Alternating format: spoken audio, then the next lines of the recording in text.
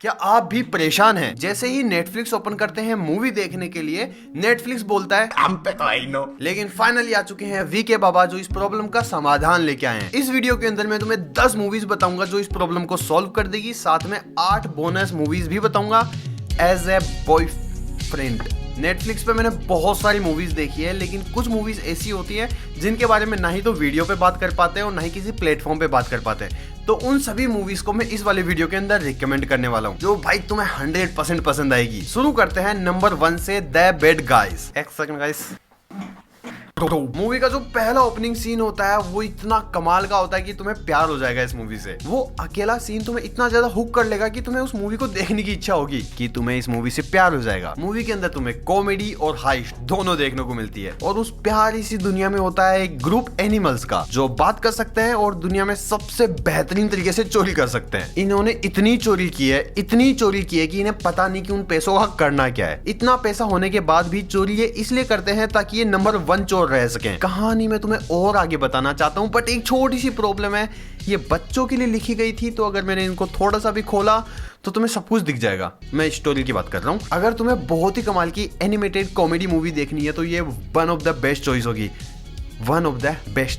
और इस ग्रुप का जो लीडर होता है द वुल्फ, भाई उसका ड्रेसिंग सेंस और उसकी कार, भाई प्यार हो जाता है, और उसकी गर्लफ्रेंड से भी। मूवी नंबर 2 बॉलीवुड से, शास्त्री विरुद्ध शास्त्री, जो कि एक ड्रामा मूवी है और मैंने कल रात को ही इसे कंप्लीट किया है। ड्रामा मूवीज की सबसे बड़ी प्रॉब्लम यह है कि जिस चीज के ऊपर वो पूरी मूवी बना रहे हैं, अगर तुम उससे कनेक्ट नहीं कर पाते तो शायद तुम्हें वो सबसे खराब मूवी भी लग सकती है। बट इस मूवी का जो प्लॉट था उससे मैं कनेक्ट कर पाया, जो कि था 7 साल के बच्चे को उसके पेरेंट्स 7 साल बाद में अपने ग्रैंड पेरेंट्स से लेने आते हैं। नहीं समझ में आया तो मैं बताता हूँ। एक स्वीट सी फैमिली है जिसमें 5 लोग हैं, दादा दादी, मम्मी पापा और वो बच्चा जिसका नाम है यमन। यमन पैदा होता है मुंबई में, लेकिन जब वो 3 महीने का होता है तो उसकी तबीयत बहुत ही ज्यादा खराब हो जाती है। उसके पेरेंट्स को पता नहीं चलता कि यमन को किस तरह से पालना है, क्योंकि वो फर्स्ट चाइल्ड था उनका। और उसी टाइम यमन के दादा दादी मुंबई जाते हैं और उस 3 महीने के बच्चे को लेके आ जाते हैं और 7 साल तक अपने पास रखते हैं, उसे पालते हैं। लेकिन 7 साल बाद यमन के माँ बाप आते हैं उसे वापस ले जाने के लिए, लेकिन ग्रैंड पेरेंट्स मना कर देते हैं और इस बात पे उनपे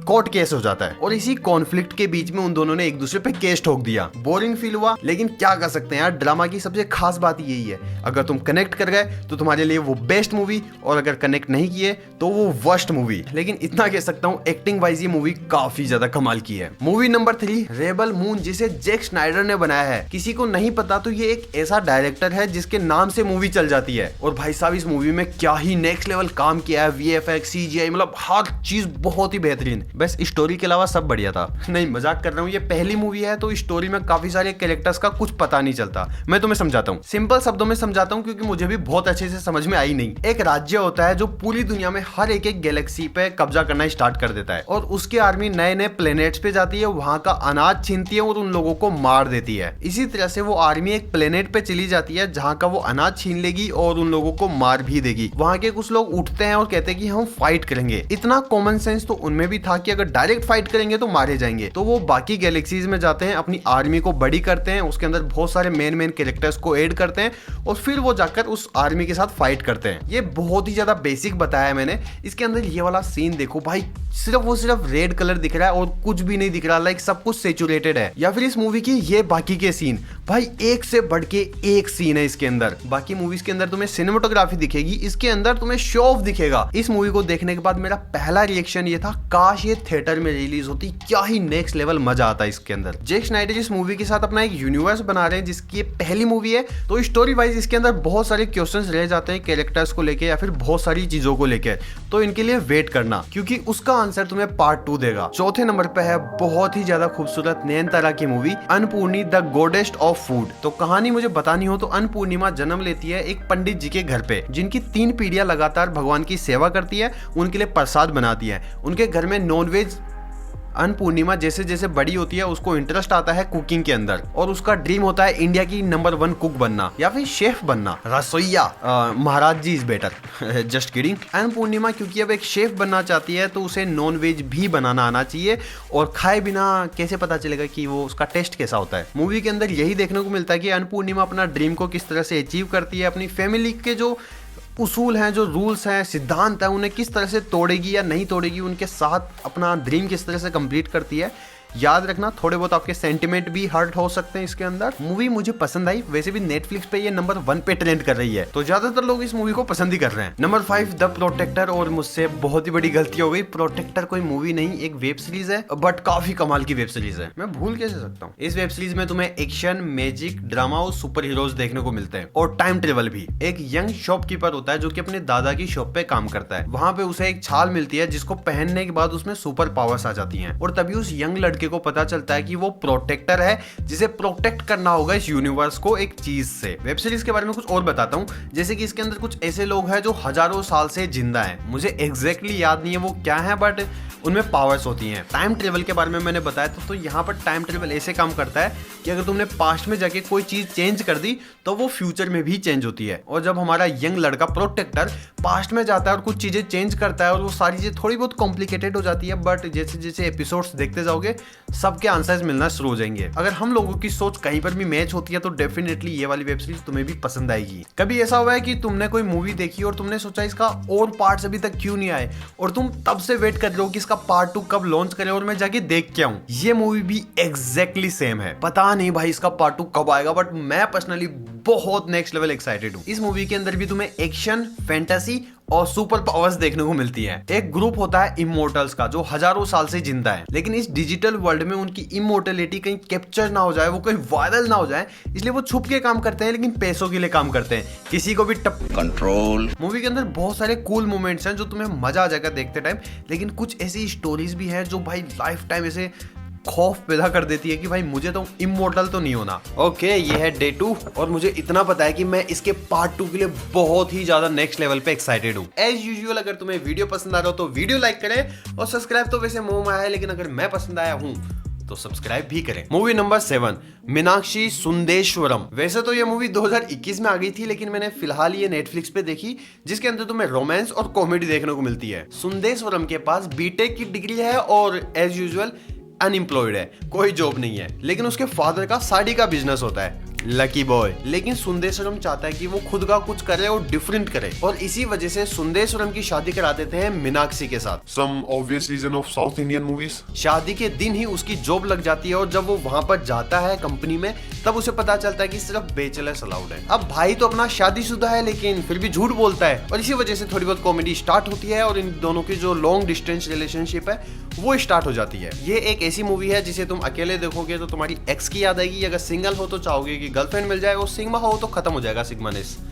मुझे अपने दोस्त को रिकमेंड करनी चाहिए फेक सिग्मा। बट एक सीन है जिसकी वजह से शायद तुम फैमिली के साथ ना देख पाओ। उम्मीद है तुम लोगों ने असैसिन क्रीड गेम तो जरूर खेला होगा, मेरा बहुत फेवरेट था ये, और उसी के ऊपर एक मूवी बनी हुई है जो 2016 में आई थी, बट रिसेंटली मैंने देखी, और क्योंकि ये थोड़ी पुरानी मूवी है तो ज्यादातर लोगों ने इस मूवी के बारे में बात भी नहीं की, तो चांसेस है कि तुमने ये मूवी नहीं देखी होगी। अगर नहीं देखी तो यू आर लकी, क्योंकि तुम अब देख सकते हो। एक्शन और एडवेंचर इस मूवी में देखने को मिलेगा। टाइमलाइन सेट होती है आज की, जहाँ पे हर चीज एडवांस्ड है, और एक बंदे को पता चलता है कि वो पास्ट के अंदर एक असेशियन था, लेकिन जब उसे पता चलता है कि पुराने जन्म में वो एक असेशियन था, तब उसे याद आता है कि उसने कुछ चीज छुपाई थी, और इसीलिए वो टाइम ट्रेवल करता है बैग के अंदर उस चीज को ढूंढने के लिए। देखो ये गेम पे बेस्ड है, तो इसकी वीएफएक्स CGI सब कुछ बढ़िया है, लेकिन फिर भी मैं रिकमेंड करूंगा एक बार ट्रेलर देख लेना, और अगर तुम्हें और मुझे एक ही लड़की पसंद आती है तो ये वाली मूवी भी तुम्हें पसंद आएगी। नंबर 9 जिगर ठंडा XX। नेटफ्लिक्स ने रिसेंटली एक चीज डिस्कवर की है कि जो पुराने टाइम की थीम के ऊपर मूवीज बनती हैं वो लिटरली आज भी लोगों को पसंद आती हैं। फॉर एग्जांपल गन एंड गुलाब। तो फिर नेटफ्लिक्स ने सोचा व्हाई नॉट,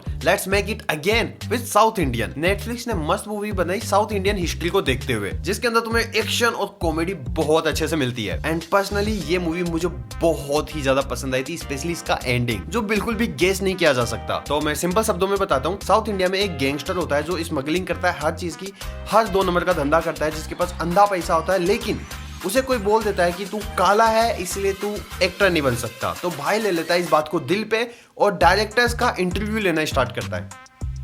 देख रहे हो गैंगस्टर होने के कितने फायदे हैं। बहुत सारे डायरेक्टर्स को रिजेक्ट करने के बाद वो सिलेक्ट करता है एक बहुत ही महान डायरेक्टर राज दासन को, जिसने अभी तक एक भी पिक्चर नहीं बनाई। अब हमारा महान डायरेक्टर बिना कैमरे के हमारे गैंगस्टर की मूवी कैसे बनाता है और उसका मेन मकसद क्या है और उसका मेन मिशन क्या है। सबसे पहले इस मूवी की कुछ चीजें जो मुझे पर्सनली बहुत अच्छी लगी। सबसे पहले इसकी एंडिंग जो बहुत ही कमाल की थी, मतलब गेस भी नहीं कर सकती कि ऐसी एंडिंग होगी। स्टार्टिंग के अंदर कुछ ऐसे इवेंट दिखाते हैं जो कोई सेंस नहीं बनाते, लेकिन जैसे जैसे स्टोरी आगे बढ़ती है और जैसे जैसे वो फ्लैशबैक के थ्रू उन सारी चीजों को कनेक्ट करना स्टार्ट करते हैं, भाई वो बहुत ही नेक्स्ट लेवल सेंस बनाना स्टार्ट करती है। और अपने कैरेक्टर्स के डिसीजन कैसे बदल जाते हैं, उनका बिहेवियर कैसे बदल जाता है, मजा आ जाएगा तुम्हें इस मूवी को देखकर। और अगर चाहो तो फैमिली के साथ भी देख सकते हो। Number 10, Gran Turismo. जब मैं ट्रेन का यूज करके गांव जा रहा था तो मैंने नेटफ्लिक्स पे 4 मूवीज डाउनलोड की, क्योंकि मुझे पता था ट्रेन के अंदर नेटवर्क तो आने वाले नहीं है, एयरटेल मेरे पास थी नहीं। तो मैंने ग्रैन ट्रिज्मो भी बस ऐसे ही डाउनलोड कर ली कि क्या पता अगर सारी मूवीज खत्म हो गई तो ये देख लूंगा।